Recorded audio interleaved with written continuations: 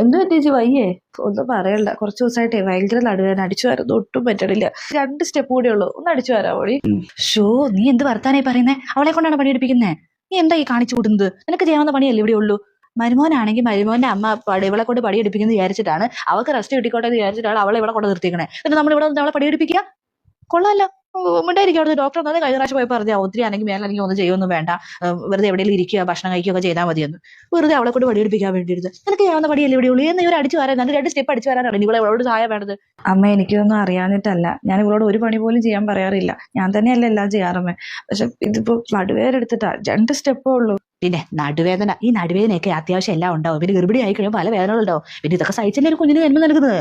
ഇതൊരു മാതിരി കിടന്ന് കാണിക്കും. ഇതൊക്കെ ആദ്യമായിട്ട് ലോകത്ത് ഗർഭിണിയായിട്ടുള്ള കുട്ടികളുടെ കോലാഹലമൊക്കെ കാണിച്ചു കൂട്ടുന്നത്. പിന്നെ എന്റെ പൊന്നു മോളെ, ഞാൻ ഒരു കാര്യം പറഞ്ഞേക്കാം, കുറച്ച് അടിച്ചു വാരുക, തുടയ്ക്കുക, ഇത്തിരി കുനിഞ്ഞ് നിന്ന് മുറ്റം അടിക്കുകയൊക്കെ ചെയ്യണം. എന്നാലേ സുഖമായിട്ട് പ്രസവിക്കാൻ പറ്റുള്ളൂ. അല്ലാണ്ട് വെറുതെ ഇങ്ങനെ സ്റ്റക്കായിട്ട് നിന്ന് കഴിഞ്ഞാൽ പ്രസവിക്കാനൊന്നും പറ്റത്തില്ല.